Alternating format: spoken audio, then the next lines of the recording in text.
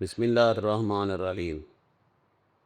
யா அய்யுஹல்லதீன ஆமனு இதா ததாயன்தும் பிதைனின் இலா அஜலின் முஸம்மன் ஃபக்துபு. இந்த ஆயத்தை பற்றி முஆமலாத்து சம்பந்தப்பட்ட ஆயத்து.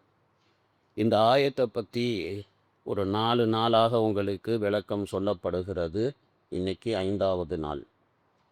அல்லாஹு ரப்புல் ஆலமீன் இந்த ஆயத்திலே முக்கியமாக சொல்லக்கூடிய விஷயம், நீங்கள் கடன் கொடுக்கல் வாங்கல் செய்தால் குறிப்பிட்ட தவணை வரையிலும் அந்த கடன் கொடுக்கல் வாங்கலை ஃபக்துபு எழுதி கொள்ளுங்கள் என்பதாக அல்லாஹ் தாலா கட்டளையிடுகின்றான்.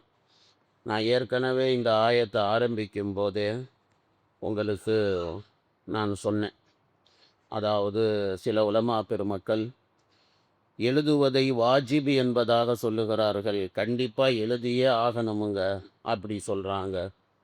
சில உலமா பெருமக்கள் எழுதுவது அவசியமில்லை, முஸ்தஹப்பு தான் அப்படின்னு சில உலமா பெருமக்கள் சொல்கிறார்கள் என்பதை நான் சொல்லியிருந்தேன். அதுக்கு நான் ஒரு விளக்கம் உங்களுக்கு தத்பீக்கு செய்து நான் ஒரு விஷயத்தை சொன்னேன். எந்த இடத்துல எழுத வேண்டிய அவசியம் இருக்குதோ அங்கே எழுதிக்கோங்க. எங்கே எழுத வேண்டிய அவசியம் இல்லையோ அந்த இடத்துல எழுதாவிட்டாலும் ஒன்றும் தப்பு கிடையாது அப்படின்னு சொல்லியிருந்தேன். அதுக்கு சில ஆதாரங்கள் உங்களுக்கு கொடுக்கணும். அந்த ஆதாரங்களை தான் இன்றைக்கி இன்ஷா அல்லாஹ் நம்ம பார்க்க போகிறோம். பெருமானார் ஸல்லல்லாஹு அலைஹி வஸல்லம் அவர்களுடைய வாழ்க்கையில் பார்த்தீங்கன்னா, நாயகம் ஸல்லல்லாஹு அலைஹி வஸல்லம் அவர்கள் எத்தனையோ கொடுக்கல் வாங்கல் பெருமானார் அவர்கள் எழுதாமலேயே செய்திருக்கிறார்கள். இது ஒரு ஆதாரம். இது புகாரி, முஸ்லிம், சித்தா நிறைய கிதாபுகளிலே இந்த செய்திகள் எல்லாம் இருக்கிறது. பெருமானார் அவர்கள் எத்தனையோ கொடுக்கல் வாங்கல் வியாபாரங்கள் எழுதாமலேயே செய்திருக்கிறார்கள்.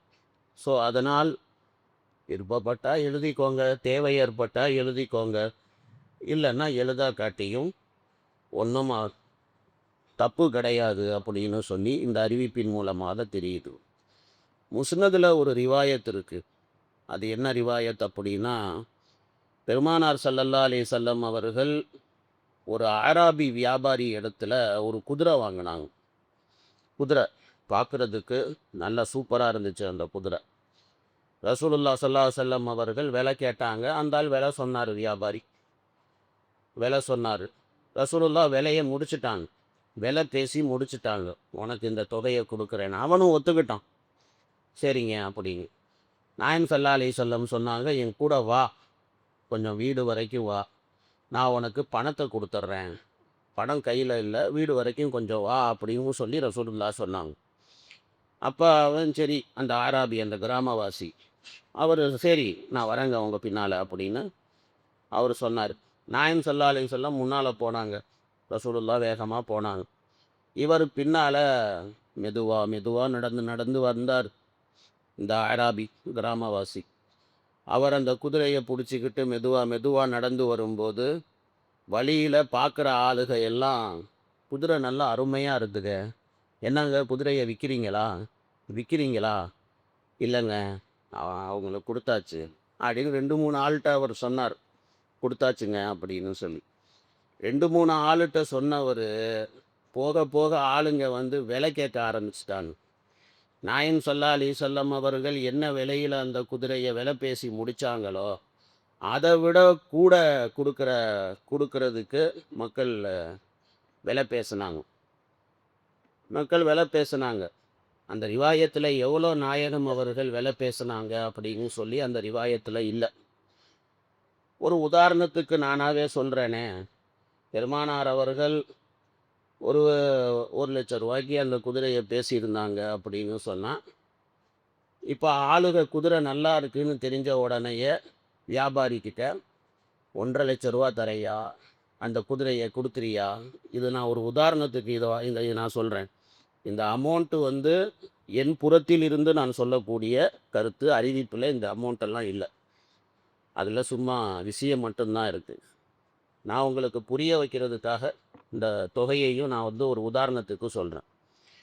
ரசூலுல்லாஹ் ஒரு 1,00,000க்கு பேசியிருந்தாங்க அப்படின்னு சொன்னால், இப்போ ஆளுக அதை பார்த்துட்டு குதிரை நல்லா இருக்குது அப்படின்னு தெரிஞ்சுக்கிட்டு நான் 1,50,000 தரேன், எனக்கு குடுத்துரு அப்படின்ன உடனே அவன் நிய்யத்து மாறி போச்சு.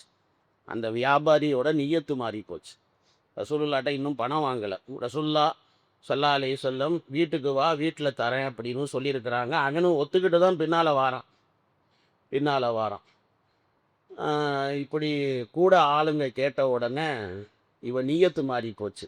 துனியா தானே, இவைங்களுக்கு கொஞ்சம் காசு கொஞ்சம் அதிகமா கிடைக்குதுன்னு தெரிஞ்சுச்சுன்னா, மனசு மாறிருவானுங்க. அதனால தான் வியாபாரத்தில உடனே காச குடுத்து உடனே முடிச்சா தான். இல்லன்னா நடுவுல எவனாவது பூந்து வேற விலைய வச்சான்னா முடிஞ்சு போச்சு. அந்த வியாபாரம் அத்தோட பாத்தியா தான். இப்போ அந்த மாதிரி ஆளு கூட கேட்ட உடனே, அவனுக்கு நிய்யத்து மாறி போச்சு அந்த வியாபாரிக்கு. உடனே குதிரைய புடிச்சுக்கிட்டு நின்னுட்டான். நின்னுட்டு நாயகம் ஸல்லல்லாஹு அலைஹி வஸல்லம் அவங்க கிட்ட, "ஏங்க பணத்த உடனே வைங்க, இல்லன்னா நான் வேற ஆளுக்கு வித்துருவேன்." அப்படி சொல்லி சொல்றான். "ஏன்டா இப்ப தானடா பேசுனோம், வீட்டுக்கு வா தாரேன்னு சொல்லி. நீயும் ஒத்துக்கிட்டு தான் வந்த பின்னால, இப்ப என்ன திடீர்னு சொல்லி?" "இல்லங்க நீங்க பணத்த இப்பயே குடுக்கணும்." அவனுக்கு அதிக விலைக்கு விக்கணும்னு சொல்லி ஆசை வந்துருச்சு மனசுல. ஆசை. அதனால உடனே உடனே பணம் குடுங்க. அப்படி இல்லன்னா நான் வேற ஆளுக்கு வித்துருவேன். அப்படி சொல்லி ரசூலுல்லாட்ட அவன் பேசுறான். "அது எப்படி நீ அடுத்த ஆளுக்கு விப்ப?" பெருமானார் ஸல்லல்லாஹு அலைஹி வஸல்லம் கேட்குறாங்க. "அது எப்படி நீ அடுத்த ஆளுக்கு விப்ப? உனக்கும் எனக்கும் இதுல வியாபாரம் முடிஞ்சு போச்சு இந்த குதிரையில. நான் விலை பேசிட்டேன், நீ விலை சொல்லிட்ட, விலைய முடிச்சுட்டோம். பணம் குடுக்க வேண்டியது மட்டும் தான் பாக்கி. அது எப்படி நீ இன்னொரு ஆளுக்கு விப்ப?" அப்படி சொல்லி நாயகம் ஸல்லல்லாஹு அலைஹி வஸல்லம் கேட்குறாங்க. "அதெல்லாம் நான் உங்களுக்கு விக்கலையே." அப்படின்னு அவன் சொல்றான். யாரு? அந்த வியாபாரி. "அதெல்லாம் விக்கலையே உங்கள்ட்ட. உங்கள்ட்ட பணமாங்க வாங்குனேன். அதெல்லாம் உங்களுக்கு விக்கலையே. என் விருப்பம் நான் யாருக்கு வேணா விப்பேன்." அப்படி சொல்லி அப்படி பேசுறான். காசு தான் வேற என்ன? கூட கிடைக்குது அப்படிங்கிறப்போ, கூட கூட கிடைக்கிற இடத்துல நான் குடுப்பேன். உங்கள்ட்ட எதுக்கு நான் குடுக்கணும்? அப்படின்னு அவன் பேசுறான். இப்படி ரசூலுல்லாவுக்கும் அவனுக்கும் வாக்குவாதம் நடக்குது. அப்போ பட்டுன்னு அந்த வியாபாரி என்ன சொல்ட்டான், "நீங்க என்கிட்ட வாங்கிட்டீங்கங்கிறதுக்கு யாரு சாட்சி?" அப்படின்னு சொல்லி அவன் கேட்குறான். இந்த வியாபாரத்துக்கு யார் சாட்சி? நீங்க வாங்கிட்டீங்க அப்படி. ரசூலுல்லாஹ் ஒரு சாட்சியும் வைக்கல. எந்த சாட்சியும் இல்ல. விலை பேசுனது அவங்க 2 பேத்துக்கு தான் தெரியும். விலை முடிச்சது அவங்க 2 பேத்துக்கு தான் தெரியும். வீட்டுக்கு வா காசு குடுக்குறேன்னு சொன்னது அவங்க 2 பேத்துக்கு தான் தெரியும். சாட்சிகள் எதுவுமே கிடையாது. அப்படிங்கிறப்போ அவன் உடனே அவனுக்கு தெரியும் சாட்சி இல்லன்னு. அதனால தான் அவன் வந்து டக்குன்னு இந்த வார்த்தைய சொல்றான். "யாருங்க சாட்சி? இந்த வியாபாரத்துக்கு நம்ம செஞ்சோன்னு வியாபாரம்." அப்படின்னோனே ரசூலுல்லாஹ் அப்படியே ஸ்டக் ஆயிட்டாங்க. ஸ்டக் ஆகி அப்படியே நின்னுட்டாங்க. அப்போ கூடி இவங்க 2 பேரும் வாக்குவாதம் பண்ண உடனே ஆளுங்கள்லாம் கூடிட்டாங்க. அப்ப ரசூலுல்லாவுக்கு சப்போர்ட் பண்ணி நெறைய பேர் பேசுறாங்க. நான் சொல்ல, "அதான் அவங்க தான் சொல்றாங்கல்ல வியாபாரம் முடிஞ்சு போச்சு." அப்படின்னு சொல்லி. "அப்புறம் எப்புட்றா நீ இன்னொரு ஆளுக்கு விப்ப? அதெல்லாம் முடிஞ்சது முடிஞ்சது தான். குட்றா குதிரைய." அப்படி சொல்லி பேசுறாங்க. அவன் "அதெல்லாம் குடுக்க முடியாதுங்க." அப்படின்னு அவன் பேசுறான். இப்படி பிரச்சனைகள் வருது. இப்ப அவனுடைய டிமாண்ட் என்ன அப்படின்னு சொன்னா, "சாட்சி கொண்டு வாங்க. நான் குடுத்துர்றேன்." அப்படி சொல்றான். அப்ப ஃபுஸைமா ரலியல்லாஹு தஆலா அன்ஹுன்னு ஒரு சஹாபி இருந்தாங்க. அந்த சஹாபி உடனே, "நான் தான்யா சாட்சி." அப்படின்ட்டாரு அவரு. ஃபுஸைமா ரலியல்லாஹு தஆலா அன்ஹு. நான் தான் சாட்சி அப்படின்னு சொன்ன உடனே கூட்டத்துல அவனால ஒண்ணுமே சொல்ல முடியல. அவனால. இவர் எப்படி சாட்சி ஆனாருன்னு அவனுக்கும் ஒண்ணும் புரியல. இப்ப சாட்சி நான் இருக்கிறேன் அப்படின்னு சொன்ன ரசூலுல்லாஹ் அவங்ககிட்ட விலை பேசுனாங்க. நீ குடுக்குறேன்னு சொன்ன அப்படின்னு அவரு சொல்ட்டாரு ஃபுஸைமா ரலியல்லாஹு தஆலா அன்ஹு. ஆனா அசல்ல அவர் அங்க இல்லவே இல்ல. அவரு சொல்றாரு, "நான் தான் சாட்சி." அப்படி சொல்லி அவரு சொல்றார். அப்புறம் வேற வழியே இல்லாம குதிரைய குடுத்துட்டான் அவன்.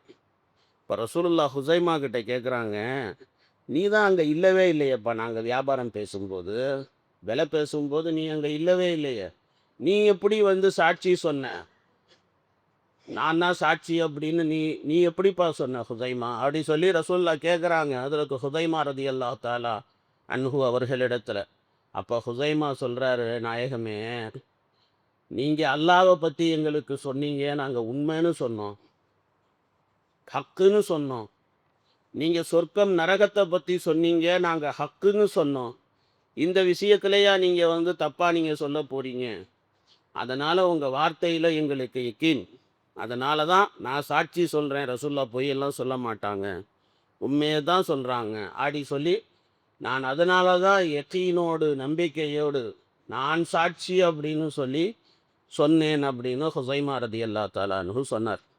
அப்போ நாயகம் ஸல்லல்லாஹு அலைஹி வஸல்லம் சொன்னாங்க, ஹுசைமாவுடைய சாட்சி 2 சாட்சிகளுக்கு சமானம் அப்படி சொல்லி ரசூல்லா அப்போ தான் சொன்னாங்க. எந்த இடத்துல 2 பேருக்கு சாட்சி 2 பேரை சாட்சியாக போடணுமோ அந்த இடத்துல ஹுசைமா ஒரு ஆளை சாட்சியாக போட்டால் போரும் ஆடி சொல்லி எப்படி ரசூல்லா ஸல்லல்லாஹு அலைஹி வஸல்லம் சொல்கிறாங்க. இந்த ரிவாயத்து முஸ்னதில் இருக்குது. ஆனால் இது வந்து இந்த இந்த ரிவாயத்து பார்த்தீங்கன்னா இது வந்து ரொம்ப அசஹான ரிவாயத், ரொம்ப ரொம்ப அசஹான ரிவாயத்து. ஃபி ஷர்த்தில் புகாரி, புகாரியுடைய ஷர்த்தில் படி அது ரொம்ப அசஹான ரிவாயத்து. ஆனால் சிஹாசித்தாவில் இல்லை இந்த ரிவாயத். இந்த ரிவாயத்து வந்து புகாரி முஸ்லீமில் இல்லை. காரணம் என்ன அப்படின்னு சொன்னால், உலமாக்கள் சில பேர் என்ன சொல்கிறாங்கன்னா, அவங்க வந்து அவங்க அதாவது ஷோபான்னு சொல்லி ஒரு ஒரு ராவி இருக்கிறார், ஒரு அறிவிப்பாளர் அந்த ரிவாயத்தில். அந்த ஷோபா இருக்கிறாரு, அவர் வந்து அபு மூசா அஷரியோட மௌகூஃப் ஆக்குறாரு அந்த ரிவாயத்தை அப்படி சொல்லி இப்படி சில உலமாக்கள் சொல்கிறாங்க. ஆனால் மற்றபடி இந்த இந்த இந்த இந்த ரிவாயத்து வந்து ஃபி ஷத்தில் புகாரியில் இருக்குது. அதனால் புகாரியில் கூட கொண்டு வந்துடலாம் இந்த ரிவாயத்தை, அந்த அளவுக்கு ரொம்ப பர்ஃபெக்டான ரிவாயத்து அப்படி சொல்லியும் உலமாக்கள் எழுதுகிறாங்க கிதாபுகளில். அப்போ அந்த மாதிரி பார்க்கும்போது இப்போ ரசூலுல்லா பாருங்கள், இந்த வியாபாரத்தில் நாயகம் ஸல்லல்லாஹு அலைஹி வஸல்லம் எழுதலை, ரசூலுல்லா சாட்சிகள் வைக்கலை, ரசூலுல்லா எதையுமே செய்யலை, ஆனால் வியாபாரம் பண்ணாங்க. இந்த ரிவாயத் இருக்கா இல்லையா? ஸோ அதனால் முஸ்தஹப் அப்படின்னு உலமாக்கள் சொல்கிறாள். அதனால தான் நான் என்ன சொல்ல வரேன் அப்படின்னா, எங்கே தேவையோ அங்கே எழுதிக்கோங்க. ஆள் தெரியும்ல, இவங்கிட்ட வியாபாரம் பண்ணோம்னா பின்னால் ஏதாவது ஏழ்ரை பண்ணுவான்னு சொல்லி ஏழ்ரை பிடிச்சவங்கள்ட்ட எழுதிக்க வேண்டியது தான். இல்லை நல்ல மனிதர், ரொம்ப வருஷமாக நம்மக்கிட்ட வியாபாரம் பண்ணுறாரு, அந்த மாதிரியெல்லாம் இருக்காது, பணம் வந்துடும், நம்பிக்கை இருந்துச்சுன்னா நம்பிக்கையின் பேரில் ஓகே வியாபாரம் பண்ணுங்க, ஒன்றும் தப்பு இல்லை, எழுதாட்டியும் ஒன்றும் தப்பு கிடையாது. இது என்னுடைய ஒப்பீனியன். இதுதான் வந்து உலமாக்கல் வாஜிபு முஸ்தரப்புன்னு சொல்கிறாங்க, நம்ம எதுன்னு எடுத்துக்கிறதும் அப்படின்னா இதுதான் அதுக்கு ஃபைனல் டிசிஷன். இதுதான் நான் சொல்கிறது தான். சரி, இப்போ அடுத்த ஒரு விஷயம் என்ன அப்படின்னா, ஒரு ஒரு ரிவாயத்தில் இதுவும் இருக்குது. என்னன்னு சொன்னால், 3 பேருடைய துவா, அந்த துவா அல்லாஹ் கபூல் செய்வது இல்லை. அந்த 3 பேரில் 3 ஆளில் ஒருத்தர் யார் அப்படின்னா, மனைவி நடத்த கெட்டவளாக இருக்கிறாள், ஆனால் அவளை தலாக் கொடுக்காம அவள் கூட வாழ்கிறான் அப்படின்னா அல்லாஹ் அவன் துவாவை அல்லாஹ் கபூல் செய்கிறதில்ல. அதாவது அல்லாஹ்வுடைய கட்டளை குரானில் பார்த்தீங்கன்னா அப்படின்னா, பத்தினியான பெண்களோட தான் குடும்பம் நடத்த சொல்லி அல்லாஹ் குரானில் பல இடங்கள்ல அல்லாஹ் சொல்கிறான். அவள் மஸ்ஸனாத்து மினன் நிசா, பெண்களில் பத்தினியானவர்கள். குடும்ப பெண் அப்படின்னா அதுதான், பத்தினியானவளாக இருக்கணும், தன்னுடைய கணவன் மட்டுமே அவளுக்கு சொந்தமாக இருக்கணும், அப்படி தான் வாழணும். அந்த மாதிரி பெண்களோட தான் குடும்பம் நடத்த சொல்லி அல்லாஹ் சொல்லலாம். இப்போ அந்த ரிவாயத்தில் வருது, குணம் கெட்ட மனைவியை தலாக் கொடுக்காம நடத்த கெட்டவளோட வாழ்ந்துக்கிட்டு இருக்கிறான் அப்படின்னு சொன்னால் அவன் துவா அல்லாஹ் தாலா கபூல் செய்வது இல்லை. ஒன்றாச்சு. ரெண்டாவது யார் அப்படின்னு சொன்னால், ஒரு அனாதையுடைய பொறுப்பாளியாக இருக்கிறான், யத்தீமுடைய பொறுப்பாளியாக இருக்கிறான். அந்த யத்தீம், அந்த அனாதையான பிள்ளை, அவனுடைய சொத்து எல்லாத்துக்கும் இவன் தான் கார்டியன். இப்போ இவன் வந்து அந்த அந்த அனாதையான பிள்ளை அவன் வந்து வயதுக்கு வந்து அவன் மெச்சூர் ஆகிற வரைக்கும் அவனுடைய சொத்தை பாதுகாக்க வேண்டியது இந்த கார்டியனோட பொறுப்பு. அந்த குழந்தை வந்து பாலிகாகிறதுக்கு முன்னாலேயே, வயதுக்கு வருவதற்கு முன்னாலேயே, மெச்சூர் ஆகிறதுக்கு முன்னாலேயே அவனுடைய சொத்தை அந்த குழந்தைகிட்டையே ஒப்படைக்கிறான் அப்படின்னு சொன்னால், உன்னுடைய சொத்தை நீயே வச்சுக்கோ அப்படின்னு சொல்லி ஒப்படைக்கிறான்னா இவனுடைய துவாவையும் அல்லாஹ் கபூல் செய்வது இல்லை. இது ரெண்டாவது மனிதர் இந்த ரிவாயத்தில் வருது. இப்படியே மூணாவது மனிதர் கடன் வியாபாரங்கள் கொடுக்கல் வாங்கல் செய்கிறார், ஆனால் அவர் எழுதுவது இல்லை, சாட்சிகள் வைப்பது இல்லை, அவர் துவாவையும் அல்லாஹ் கபூல் செய்வது இல்லை. இப்படியும் ரிவாயத் இருக்குது. ஸோ அதனால் நான் அதுதான் உங்களுக்கு சொல்லிட்டேன் ஏற்கனவே. எங்கே தேவையோ அங்கே எழுதிக்கோங்க, எங்கே தேவையில்லையோ அங்கே எழுத வேண்டிய அவசியம் கிடையாது. ஆனால் சாட்சிகள் இருக்கிறது ரொம்ப முக்கியமானதாக இருக்குது. ஏன்னா நாளைக்கு எதுவும் பிரச்சனைகள் வராமல் அந்த வியாபாரங்களிலே இருக்கும். அதே மாதிரி எழுதக்கூடியவர் அவர் பத்திரம் எழுதும்போது அந்த பத்திர அமைப்புக்குன்னு சொல்லி ஒரு ஒரு ஒரு ரூல் இருக்கு. அதுக்கு மாற்றமாக அவன் பத்திரம் எழுதக்கூடாது. இவங்களுடைய விருப்பத்தின் அடிப்படையில் அப்படி இப்படின்லாம் எழுதக்கூடாது. என்ன முறையோ அந்த முறைப்படிக்கு பத்திரத்தை எழுதணும். பத்திரம் எழுதுறவருக்கு உண்டான கட்டளைக்கு. அதே மாதிரி சாட்சி சொல்லக்கூடியவர் என்ன உண்மையோ அந்த உண்மைக்கு தான் அவர் சாட்சி சொல்லணும். சாட்சி கையெழுத்து போடுறாரு அப்படின்னா அவர் ஆள் பார்த்தெல்லாம் சாட்சி சொல்லக்கூடாது. என்ன உண்மையோ அதை அவர் சொல். இப்போ இந்த ஆயத்தில் பார்த்தீங்கன்னா கடைசியாக இந்த ஆயத்தை எல்லாம் முடிக்கும்போது வலா யுதார்ர காத்திபும் வலா ஷஹீத், எழுத்து அந்த எழுதக்கூடிய ரைட்டர் அண்டு சாட்சி சொல்லக்கூடியவர் இவங்களுக்கு எந்த விதமான இடையூறும் கொடுக்கப்படக்கூடாது அப்படி சொல்லி இப்படி அல்லாஹ் தாலா சொல்கிறான். எந்த இடையூறும் கொடுத்து விடாதீர்கள் அப்படி. இதுக்கு இப்னு அப்பாஸ் ரலியல்லாஹு தஆலா அன்ஹுமா அவங்க என்ன சொல்கிறாங்க, இவங்கெல்லாம் இந்த சாட்சி போடுறவர் சாட்சி என் பேரை போட்டுக்கோங்கன்னு சொல்லியிருப்பார். இப்போ இவங்கெல்லாம் ஒரு உபகாரத்தின் அடிப்படையில் சரி போட்டுக்கோங்கன்னு சொல்லியிருப்பாங்க. உங்களுக்கு அவருடைய சாட்சி தேவைப்படுதுங்கிறப்போ நீங்கள் போய் அவரை கூப்பிட போகிறீங்க, அவர் ஏதோ ஒரு வேலையில் இருக்கார் அப்படின்னு சொன்னால் அவரை நீ வந்தே ஆகணும், உன் மேலே கடமை இது அப்படி சொல்லி அவனை போட்டு ரொம்ப ஃபோர்ஸ் பண்ணக்கூடாது. விஷயத்த சொல்லணும். அன்னைக்கு நீங்கள் சாட்சி போட்டிங்கல்ல, உங்கள் சாட்சி தேவைப்படுது, சாட்சி சொல்லுங்கள் அப்படி சொல்லலாம். சொன்னாங்க அப்படி சொன்னால் அவர் சாட்சி சொல்லுவார். அவ்வளோதான். அப்படி சாட்சி சொல்கிறதுக்கு மறுத்தார் அப்படின்னு சொன்னால் அதுக்கு வேறு வழி இருக்குது, வேறு வழிகள். அந்த வழிகளின் அடிப்படையில் இது பண்ணிக்க வேண்டியது. ஆனால் அவங்கள என்ன செய்யக்கூடாது, வலா யுதார்ர கட்டாயப்படுத்தக்கூடாது, நிர்பந்திக்கக்கூடாது அப்படி சொல்லி இப்படி அல்லாஹ் தாலா சொல்கிறான். இது நான் சொன்ன இந்த உதாரணம் ஹஜ்ரத் இப்னு அப்பாஸ் ரலியல்லாஹு தஆலா அன்ஹுமா அவர்கள் சொல்லி காட்டுகிறார்கள். அப்போ அல்லாஹ் தாலா இந்த மாமலாத்துடைய விஷயத்தில் இவ்வளோ விஷயத்தை அல்லாஹ் தாலா சொல்லிட்டு இதுக்கு மாற்றமாக வயின் தஃபலு நீங்கள் பண்ணீங்கன்னு சொன்னால் ஃபைன்னஹு ஃபுசூக்கும் பிக்கும், அது உங்களுக்கு பெரிய பாவம்.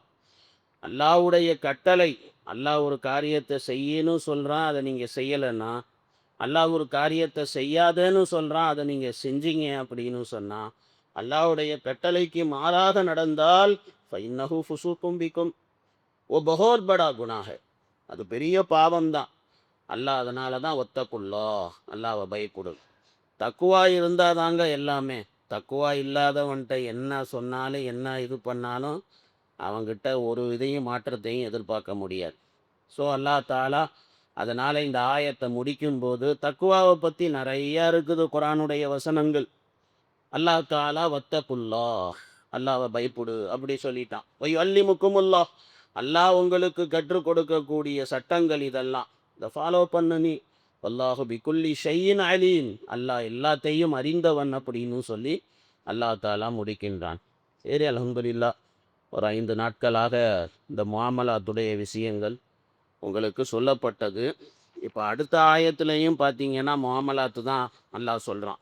இன் குன்தும் அலா சஃபரியும் வலம் தஜிது காத்திபன் ஃபரினானும் மக்பூதா. இது ஒரு பொருளை அடமானம் வைத்து கடன் வாங்கலாமா? ஃபரிஹானும் மக்பூதா, அடமானம் வச்சு கடன் வாங்கலாமா? அதை பற்றி எல்லாம் அதில் பேசுகிறான். நாளைக்கு விளக்கம் பார்ப்போம் இன்ஷா அல்லாஹ்.